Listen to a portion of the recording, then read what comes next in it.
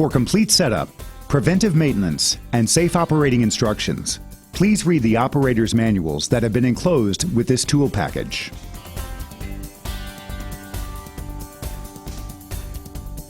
Your Bobtail 940 repair kit contains a 940 power rig with 15-foot power cord, the 3585 PT hydraulic installation tool with 12-foot hose, nose assembly, 10,000 psi liquid-filled pressure gauge, comprehensive instruction manual kit, including a cross-reference fastener chart and Huck certified service center listing, a guide to proper inspection, instructions on how to use the pressure gauge, a pressure setting list for the nose options, as well as this training video.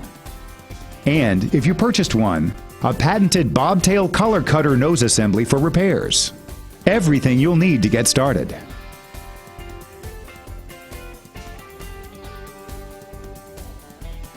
First, you'll need to set up your power rig. By the way, the 940 power rig is shipped without oil, so don't operate the unit until it has been filled properly. To fill it with oil, simply remove the filler plug and dipstick assembly. Insert a funnel. Fill with the required amount of Dexron 3 transmission fluid, approximately 2.6 gallons. And check the fluid level by fully screwing in the dipstick and removing it. Make sure the level falls between the two hash marks on the dipstick. Remember, it's important to check the fluids on your power rig regularly. Next, we'll connect the hydraulic lines from the tool to the power rig. Insert the quick disconnect couplers. Plug in the 24-volt trigger wire. Then, be sure to cycle the hydraulic fluid through the lines. Hold the trigger down for about 10 to 15 seconds to allow the fluid to fill both hydraulic lines, completely priming the system. Cycle the tool a few times to ensure the piston is in the full forward position. Before using the power rig, adjust the pressure setting according to the pressure setting chart. To do so, remove the top hydraulic hose and replace it with the pressure gauge. Depress and hold the trigger. Read the pressure setting. Adjust the pressure by releasing the jam nut, then turning the thumb screw located opposite the fill plug. Turning the screw in increases the pull line pressure. Turning the screw out reduces the pull line pressure. Be sure to retighten the jam nut after adjusting the pressure. Now, it's time to return the quick disconnect from the tool to the pull side of the pump.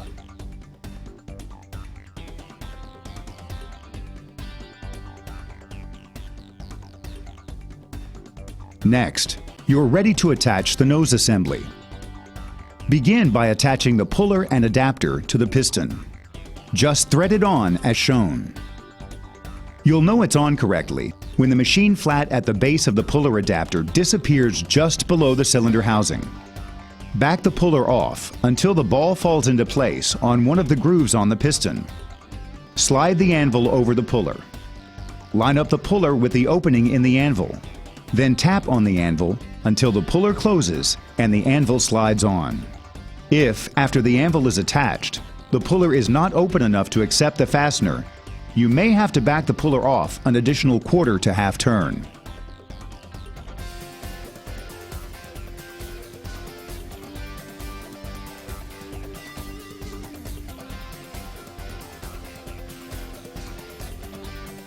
Attach the anvil using the half shells.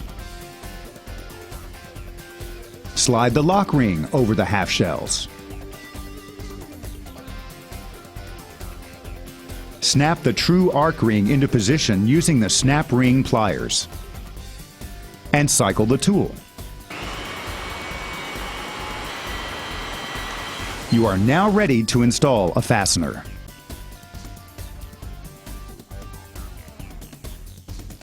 Insert the pin into the pre-drilled hole. Spin the collar with the flanged base towards the work surface. Keeping the tool straight in line with the fastener, place the tool over the end of the fastener until the puller bottoms out on the shoulder of the fastener. Depressing the trigger will engage the power rig, starting the collar swaging process. Swage the collar until the anvil bottoms out at the base of the flange. As this happens, release the trigger.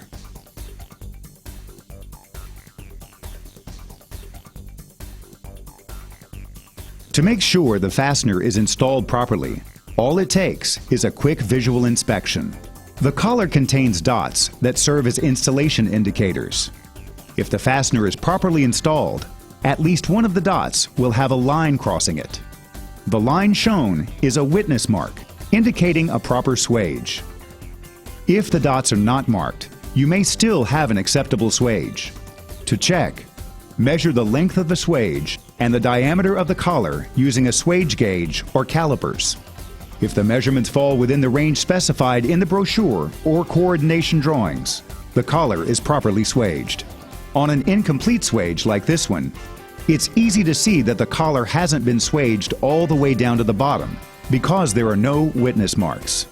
To complete the swage, repeat the steps.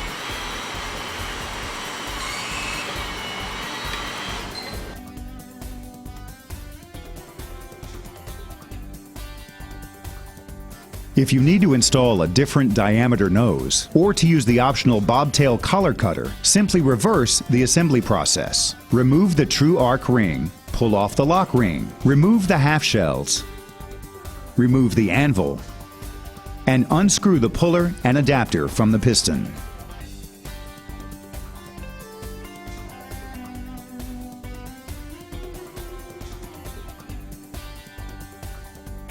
As an alternative to torching, the optional collar cutter tool ensures clean, safe fastener removal. Attach the collar cutter puller assembly, just like the other nose assembly. Screw the cutter assembly onto the piston until the machine flat just disappears within the piston housing, just as you did with the nose assembly. Line up the dowel pin to the grooves machined into the cutter sleeve. Slide the anvil over the cutter. Engage the trigger to bring the piston back. This allows the anvil holder to bottom out. Attach the half shells. Release the trigger to disengage the hydraulics and slide the lock ring over the half shells. Install the true arc ring with the snap ring pliers, making sure it snaps securely into place.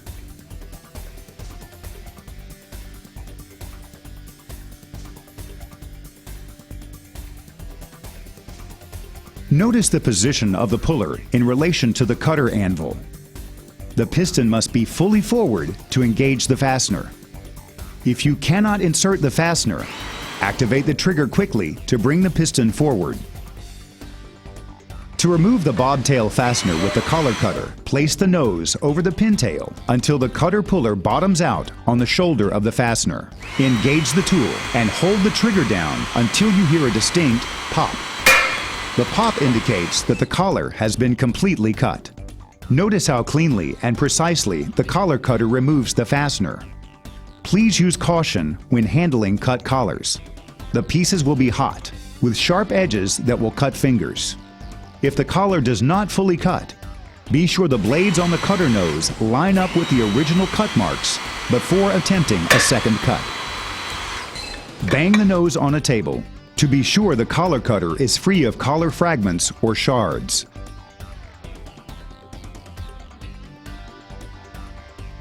Disassembling the collar cutter is easy. Remove the true arc ring, lock ring, half shells, and the collar cutter anvil. Quickly depress the trigger to bring the piston forward and unscrew the cutter puller assembly to remove.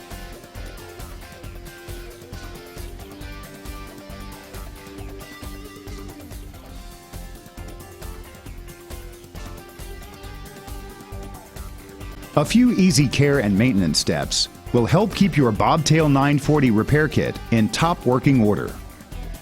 For instance, it's important to clean the puller often. You should also lubricate the puller with anti-seize regularly. This will increase the life of the puller.